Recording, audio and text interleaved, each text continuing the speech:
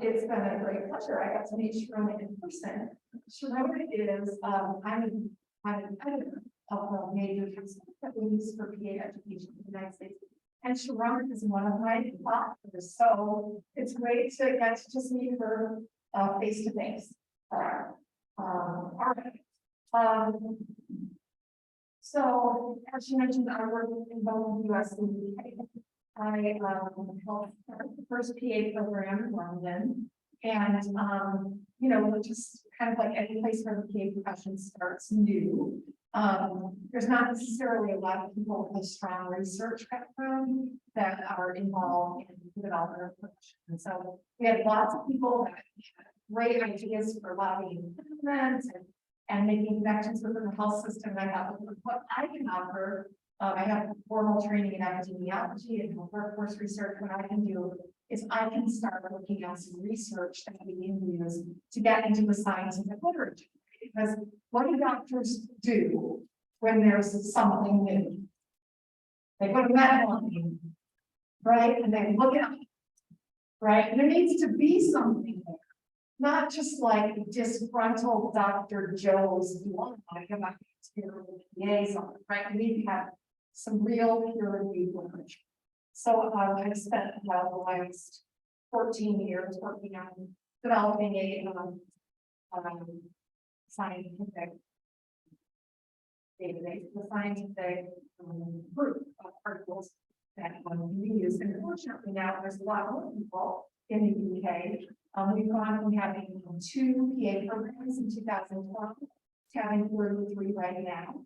We were having 19 graduates a year in 2012, and now we have usually between 950 and 1,000 graduates each year in the UK. So things are really exciting.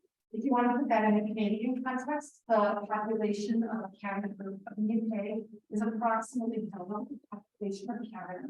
So that would mean like maybe we got to achieve like 16 PA programs in the rounds around. What a thought, right? Okay. So one of the questions that we have is, once you graduate, these people from PA school and they get jobs, how does that go? Right? How do they not just get fired, get underused, get abused by the healthcare system?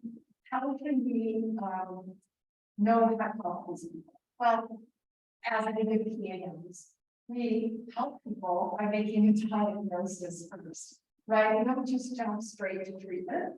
And so this is my diagnostic study. I want to put it in a clinical context. The history of the PA profession is actually really interesting. For this model, the story. So there were these 2 sisters that were British, and one had moved to the US as a young adult and had married an American and was raising her family here in the US. And her sister had stayed home in Britain. And the sister was a nurse in a primary care office. And the nurse was really frustrated because she was worried about her just kind of quit. They worked in a kind of rural area, couldn't get doctors. And she's like, my doctor has done everything to try to work with another doctor. They never stay. And the American sister, not knowing kind of what's going on, said, well, why don't I just hire a PA? That's what we see it wrong. So we love her like a ton, and she just hired a PA. And first she was like, well, what are you talking about? So they literally all together went on the American Academy of PA's website. And the British sister like printed out some of the pages and went to her bathroom and said, I know you tried everything else. Could we get one of these? And the British doctor was like, oh, because whatever. But she took it to their like local home. And they said, well, we don't have any of those in Britain, but maybe we can get some American ones. And they didn't. The American Academy of PA is not even complete schools, right? Sent 2 women, both of whom were very experienced in primary care, and both of them were also very articulate people who could really represent the profession in the best possible way. And so they went over to the northwest part of England and It was wildly successful. Patients love them, the top love them. So, a couple years later, they brought over 12 PAs to the Birmingham area. And a few years after that, they over another 12 PAs to Scotland. And all of these pilots were pilots for their assistance. So, the first kind of formal British PA application started in 2008.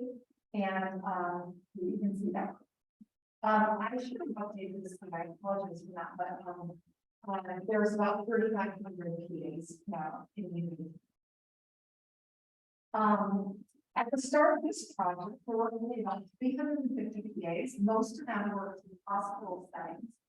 And there have been a little research on primary PAs, but no research on hospital-based.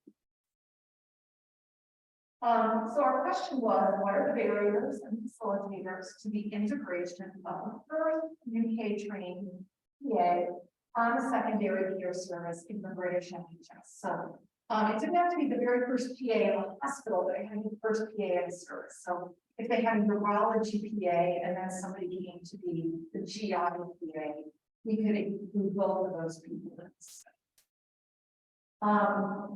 So we used qualitative methodology called rounded theory, where you basically collect data with the goal of making a unified theory in the end that brings these strands that you found. Okay.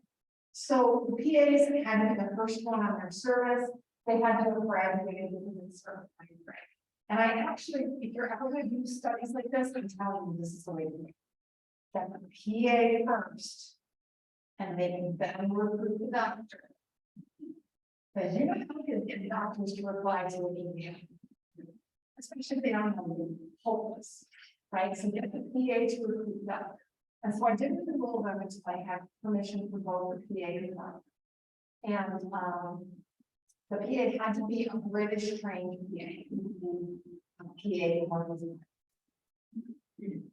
So we used semi-structured interviews, and I interviewed them over Skype at the time, right? This wasn't a thing yet. And then, I developed the questions that I was going to ask based on preliminary themes that I found in documents, from talking to people, from social media posts, conversations with and then what you do in this type of qualitative research, you actually use the responses that you get from your early participants to kind of guide your questioning later on, so that you can explore some of those ideas in more depth. So this I have the recording these, I have them transcribed. So. And then they were voted independently by me and by another woman who is also a dual US and UK. So basically, all this to say that we have countries of Southeast England, and that's actually where most of the PAs are, and trying super crazy hard to get people from Scotland, and I just kept trying to manage. At the time of the study, there were not PAs in Northern Ireland and Wales yet. And things that I think is worth pointing out is that some of these people, you can see where it's group versus solo. Some of the PAs were hired as the only PA, right? And in other places, they said, we're going to bring on 3 PAs together to get started, which actually I do recommend that. They have an easier transition typically. But you can see there was a nice mix of people that were individual and groups. And I interviewed 9 doctors and 10 PAs. You can see that there was one group, the fourth one from the bottom, that there were 2 PAs and 1 doctor. One of those PAs had worked there for 5 years and stayed. One of those had worked for 1 year and left. So I thought that would provide an interesting contrast. Okay, do not worry about this slide. I'm going to show you in much more detail. But basically what I did was I listed all of the barriers on the far left and all the facilitators on the far right. And then I sort of grouped them by themes, to get to our center. So what I'm going to do is I'm going to show you these results in these little groups. And then when you do quantitative research is you have supporting points, which is kind of your data. And I'm not quantitative analysis is all very, very fun. You learn so much from this. Okay, so barriers. So the keys were brought on by somebody who didn't actually work with them. That was the problem. Hospital administrator said, I hired new PAs and they're going to do up. Nobody wanted them, nobody sees the need for them. They wanted to potentially develop PAs, but sometimes just the crushing workload that they couldn't stop to take it. Show is a resident in North America speak. Okay, so the PAs sometimes were just viewed as it's very like monkey. We have that in there, like stuff. Right, it's just like we're going to make a list and you go, we'll talk to this person's family and do that quality exam and try that out. Instead of saying, go see that patient down in Emerge and talk to them and find out what's going on and really engage in them. And then there was just a general level of understanding of the PA role, right? You know, are you a nurse? Are you a physio? You know, what? And those were grouped together in a lack of understanding of what the PA role is and what the PA role is. So here's a couple of quotes, and I picked the most fun ones. I think the biggest misconception that people don't expect that PAs have a good foundation for knowledge of medicine. We have this idea that we're ill educated because there's this huge misconception between pseudo-doctors in 2 years. In the United Kingdom, medical school is an undergraduate degree. It's a 5-year degree straight out of high school. So in PAs have to have a bachelor's degree and then do their 2 years of PA training. But the doctors think that they have 2 years out of high school. So you can understand why they do that. I like this quote. We had one resident who became good friends and she was very honest. She said, you know, when they were hiring PAs, we were all very upset. When I told my boyfriend, you're hiring PAs, he told me he felt sorry for me. And that is, and then she said, you guys hurt me, you're very helpful. The second group of barriers involves the champion, a doctor. And the literature all over the world says that if you have a doctor, and particularly Gabe and I were talking about this, particularly a high status doctor that essentially lends some of their credibility. When there isn't a person like that, it makes it very hard for PAs to gain trust. So here's one quote. I'm not sure if they see the potential. Like Dr. A, who's one of our consultants, see the potential. So does Dr. B. It's not that they don't see the potential, but there's a lack of structure and organization to achieve that. And so when I was having these in a very nice manner, I tried to put it to my mouth. You know, I understand you have a lot on your hands, and I think one of the consultant will be responsible for us to know. I tried to put it in a very nice so the doctors either didn't want to be the champion or just too overwhelmed. Administrative and regulatory issues, and I'm sure that you guys in Canada can certainly identify with this. So in the UK, they can't prescribe, they also can't order studies that use ionizing radiation. Hilariously, they can get an MRI, but they can't get an ankle. Because ankle films use ionizing radiation. MRI does not. Okay. There's not an administrative structure to facilitate PAs. Nobody just knew where they go. Like, what screens do they get on the computer? How do they get evaluated at the year? And then uncertainty about the scope of practice due to regulation. So there is no regulation. And interestingly, in the study, one group of doctors just told their PA he basically couldn't do anything because they weren't regulated. Another was like, I'm taking my PA to the OR and having to do verbals in people's heads. Because they're not regulated, so she can do whatever I say she can do, right? So there's two ways of interpreting that lack of scope of practice. Medicaid, when you said the computer system in the hospital, such an associate and possessed of the law. So in order for us to be able to do things we need to do, your classified as associates, which is our UK only type of that. So we were cast as doctors, which means our partners that we put into the computer allow us to prescribe. So if you have to be in front of the computer, and if you were on the neurology, where somebody can get up, sit in your space and prescribe on the phone. Why would they prescribe it if you were allowed to? So you had to worry about that all the time, right? She's worried, she knows she can't prescribe it. If somebody accidentally sits down at the computer and prescribes under her name, she's worried. Physician C said the hospital did not work with it. So while there's no conflict between that and other groups, the hospital at various stages determined that having them to the nursing room or the application or physical therapy group where they didn't fit. So you guys probably could say the exact same set of groups. Let's talk about facilitators. What can we do as we're growing the profession to make PAs work better when they come to hospital? So facilitators, our PAs have some say in the government. This is what we were trying to do in PA school. Therefore, I think we ought to be able to do this and then this.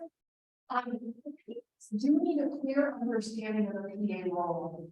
And I would say that one of the issues that we have run into with the proliferation, this very, very fast proliferation of PA programs in the United Kingdom, is that not all of those programs even have a single PA involved.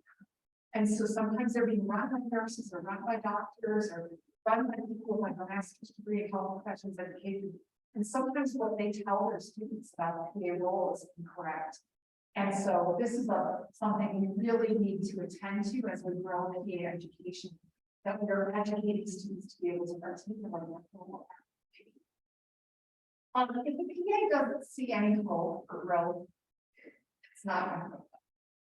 The PAs also need to take initiative, personal initiative. To say, I can learn that, I can help here, I can help there. The PAs who kind of sat back and waited for other people to tell them to get training or volunteer did not have a good experience. The ones who were a little more concerned had better. And then the PAs become skilled enough to teach others. And this was a huge satisfier, both for the PAs and the doctors. The PAs loved feeling that kind of status increase, right? I'm good enough to teach the residents now. The consultants and attendings loved it when their PA was good enough to supervise their new residents in lumbar punctures or central lines or something. It took a load off their back. So that was a satisfier. So this example is actually about lumbar puncture. So for example, lumbar puncture on the PA course, we weren't really trained how to do that. When we got the roles that is research, we can have 4 lumbar punctures a day. The one doctor has 5. If you teach me, that's you doing 2, and we doing 2. People working to teach us. They pull on a senior driver, a senior teacher, a senior do other things, so they have capacity to learn. People working to teach us stuff so they can move more. And then the surgeon side. Now the other thing I realized, I would working with PAs at parts of these levels, they become the trainers of the. So with new residents joining the department, share them because they have full knowledge of the resident duties, and that was incredibly useful. You know, I don't know if you guys heard this, but like, you know, when you go to a job and somebody asks you what your strengths and weaknesses are, right? The reality is, you have somebody with their strengths. You can predict their weaknesses, right? This is just the other side of it.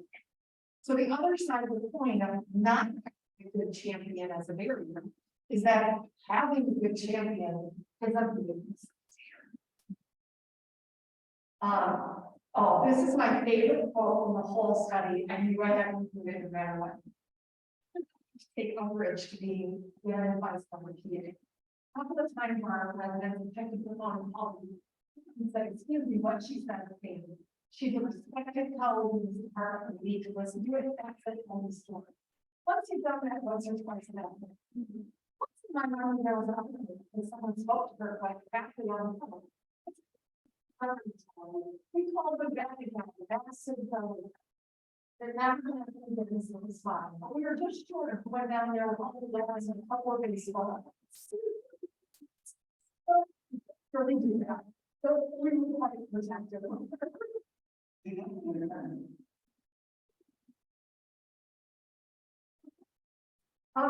illustrators, last week. So the principal behavior on the part of the PA is not just about the rule. It's about the people. And so when we are training PA students, we need to attend to their professionalism and their interpersonal skills, as well as their language knowledge and their skills. Because these interpersonal skills and ethical behaviors really, really are strong here. And then Dave and I were chatting beforehand. No, if the PA knows their limits and puts the patient's well-being ahead of their own behavior, that's going to win friends. And you guys have seen this, right? The docs do not trust know-it-alls. You say, I don't know, I will find out, I forgot to check the reflexes. That is a lot more trust inducing than previous one. So PA have positive personal characteristics, very generic. And then there's this trusting relationship that develops. So Commission G said, she's very unassuming young people. She doesn't put anybody's heads up. She doesn't get on stuff. She's made a big impact on the team, on how long people are going to want together. I think she contributes more there than we do. A surgeon said, let's say I'm at home and I want to know something about the patient. 9 times out of 10, I would call the PAs rather than call her. Perhaps partially because the residents rotate or maybe the child. Also because I know it will be done. And I do not have to check whether it's done. I know it for a fact. The personal relationship you have with them is part of this trust. Not only their confidence, but just if you know their character, they're going to tell you the truth. Huge. I wish I could like make t-shirts with the customer. Okay. So kind of bringing all these things together, the theory that evolved, and honestly, I sort of can't believe they gave me a PhD for this, but I thought they gave me a PhD for saying the grass is green and the sky is blue, right? Clearly defined role is absolutely crucial. That's what all of those things were talking about. Clearly defined administratively, clearly defined in terms of responsibility, clearly defined in terms of growth and development, right? All of those things come together to effectively. So these findings, these are findings from the study that were new to the literature. So they're not things that I found that had previously been found, but new findings. So PAs were sometimes given as resident substitutes, and it's totally not viewed as having a role here. And that, like I said, PAs were sometimes just being limited to kind of these specialties, and they couldn't therefore enact the role of the PA. Having political load and the lack of PA specific administration structure. These are two of the very first PA. Their role faculty. Yeah. PAs taking the initiative to develop clean knowledge skills to have a team really helps people to view them as fellow medical professionals. Many opportunities for growth and development. And lack of PA regulation means too much scope of practice for some people and not enough for others. Implication.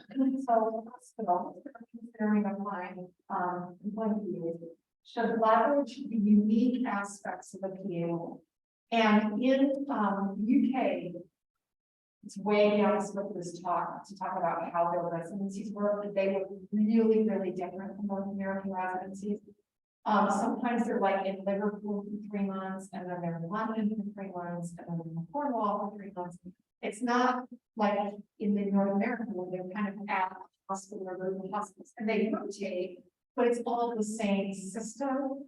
And so that is a really big selling point that we use for PAs in the UK, which is if you hire them, they're going to stay. And you can invest in them and you will get some of the investment. If you invest in somebody who only works with you for 3 months or 6 months at the most, you don't really reap the reward of that. You need to have a clear plan for introducing the PA to everybody. You want to think about how to train them. And you want to have that PA champion on board. We were talking about Nova Scotia. And it seems like Dr. Howlett is a pretty interested in being a champion for PAs. And then you need to have administrative issues like what's their computer access going to be sorted before you start. Implications for PAs. I would just say this picture is the former president of our professional organization, TUI. And she and I, one other person, actually went to Parliament and lobbied with MPs. And so I was neat my camera while she was lobbying for MPs. So PAs, for the first PA of the trust, should definitely acknowledge their limitations. Right, this should be a core aspect, in my opinion, of all medical training. PA, doctor, nurse, physical therapist, everyone should say what they know and what they don't know. But it's particularly important when you're sort of enacting the sort of doctoral life role. We need to do that. We need to take the initiative to keep improving our own skills to help promote our and then one of the things that is special to the UK is because they can't order radiology and they can't prescribe, we need to think about how we can help them maintain those competencies. They've been trained in those things in their PA program. So we tell our grads, you know what, and actually this happens a lot, they should kind of just get these paper and write down what they want to prescribe. And then they'll actually talk with the doc about it, so that they're sort of de facto prescribing what they're not doing in terms of order. And then we need to just keep advocating on a national level. We have been at the door of PA regulation twice. The first time in 2010, we were almost all the way there because there was an election and it went from Labor to Conservative. And the Conservatives had literally run on no new government regulations. And so it then took us 8 years after that to convince the Tories that, you know, like, how does it make sense that you regulate a doctor putting in a chest tube, but not a year? Explain that to me the way I can understand. So in 2018, they started to see us as a money saver, and they kept telling them, you're not going to get the most out of us unless you regulate this. So they said yes, they started with a path for that, and then in March 2020 hit and went crazy. Now we've had 4 health ministers in 3 years, right? We've had 3 health ministers in the last 60 days in the United Kingdom, right? So painful. Okay, and so now we're saying 2024. We'll see. So every study has its limitations, and the limitations are certainly any qualitative approach is susceptible to what we call confirmation bias, which is seeing what you expect to see, seeing what you the study is certainly not representative. Qualitative research basically can never be representative. But I would like it to be a little bit more spread around geographically and educational. Everything is volunteer. There might be something different about volunteers. And always there's lots more areas. So, there's, areas of research on the PA side, on the regulatory side, and then on the doctor side. That last slide. Yes. Oh, that's why.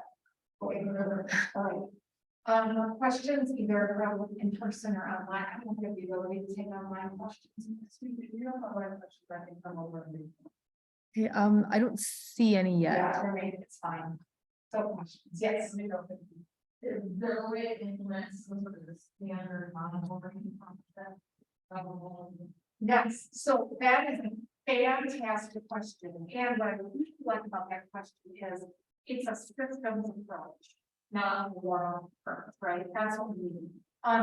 In the time since this research has been done, there has been one, what we call trust, which is like a local health authority in the UK. There's one trust that has really, just gone a whole lot for PAs. And they are doing a lot of amazing work to develop resources that they are willing and able to share with other trusts that want to do the same. And they have the benefit of like, there's a woman named Natalie King who runs this. She's about it, and she's like, tell me the 18 things I did wrong. And I need to tell you, like, you don't do them too. The other thing that's been very exciting recently is Alderhay Hospital in Liverpool is one of the biggest children's hospitals in the country, and they have also recently kind of gone a whole lot of PAs. And so they are doing similar things from the pediatric perspective. So the trust in East Surrey, doing a great job. They just don't have kids. So now we have two very well respected trusts who are kind of making those inroads that and being very open about, like, just call us, we will share anything with you. And also our professional organization has begun, we just had one 2 weeks ago, having like a 1-day CME course for people that want to become like supervising physicians, basically, to give them tools to help be more effective administratively and like as medical teachers. Sure.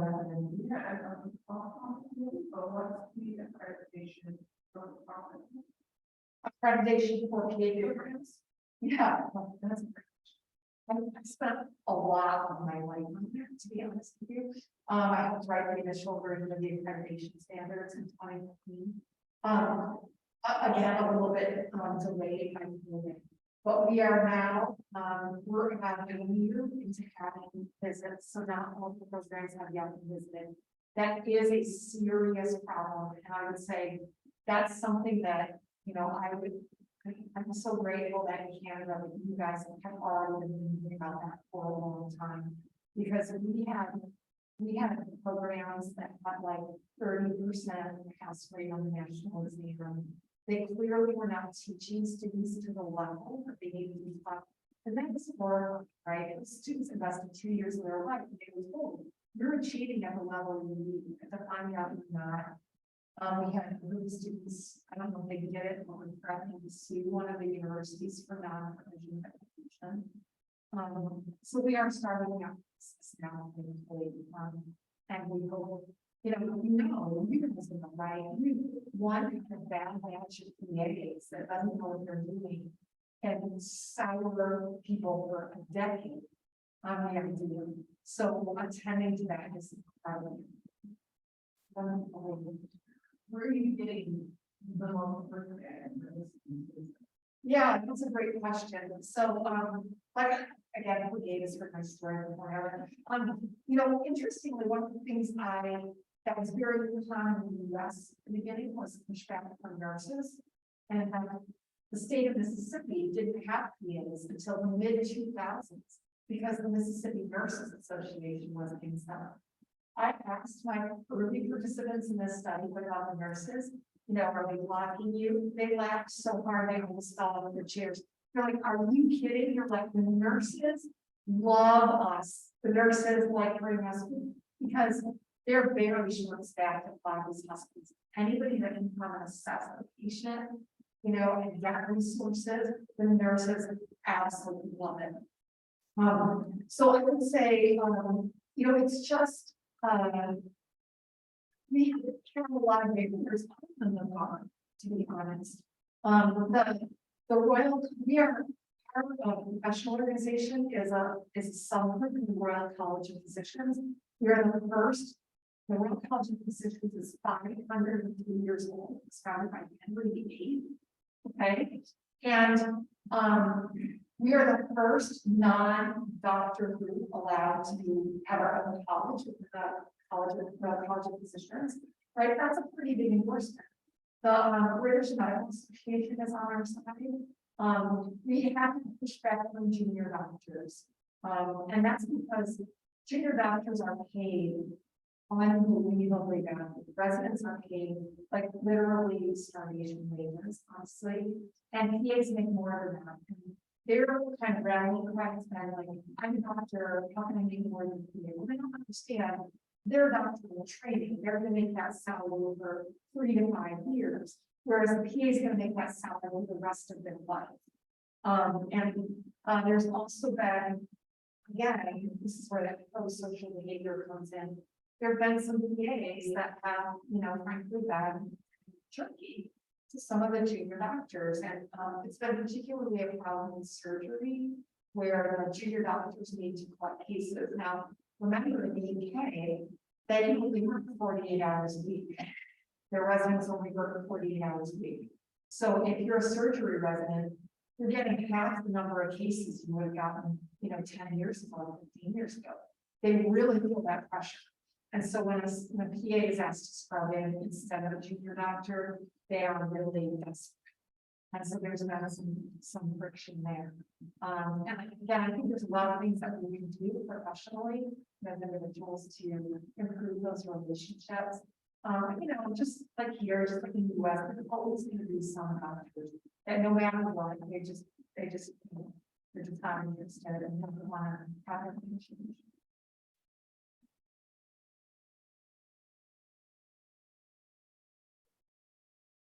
One more, she said, sure.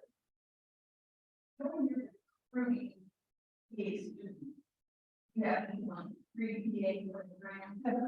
It's a great question. What do you guys do? Well, I'll say that I don't know what you guys are doing that.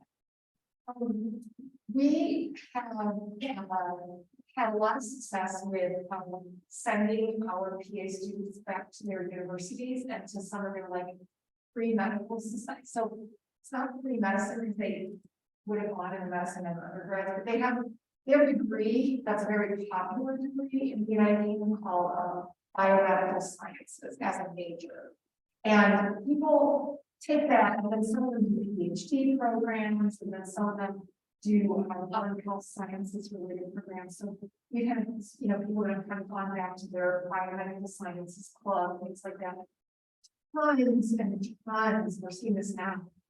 I've seen so many students who either were treated by a PA or have been treated by a PA. And it was like, what is this? Gosh, it's so cool. So I teach at Apples, the longest running PA program, and we've not had tremendous difficulty getting applicants. I don't know about some of the newer PA programs, if that's what are you guys doing here with that? I think it's PAs in them. And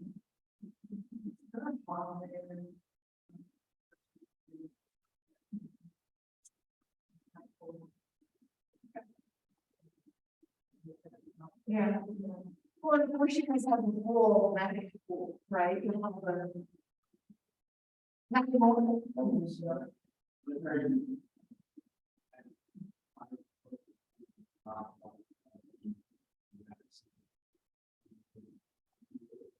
Oh, really?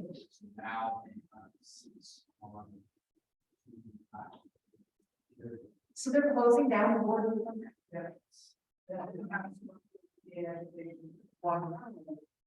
And so do they have to leave the military then to do it, or can they still stay in those places?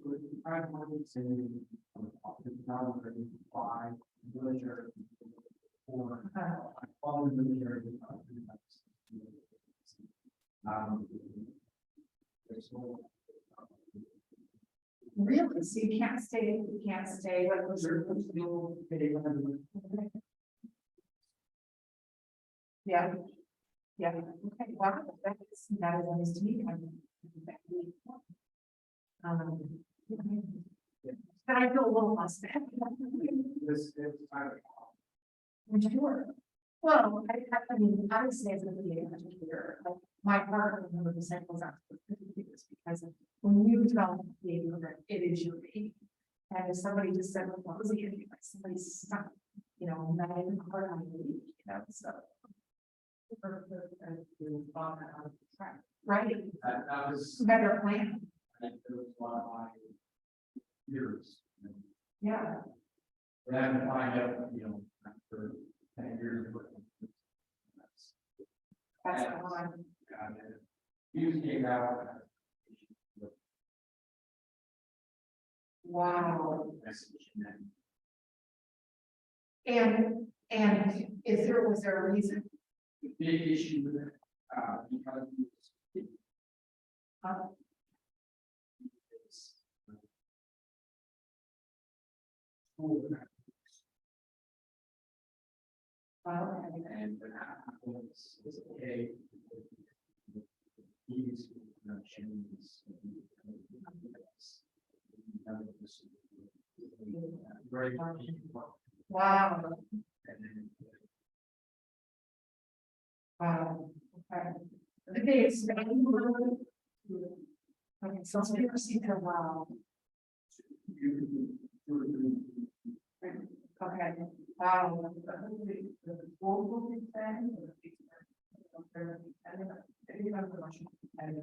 Right. Now, I have heard rumors that there are universities that are considering the story. Rumors, okay, I understand. Yeah, thanks, you guys. Yeah. Thank you so much.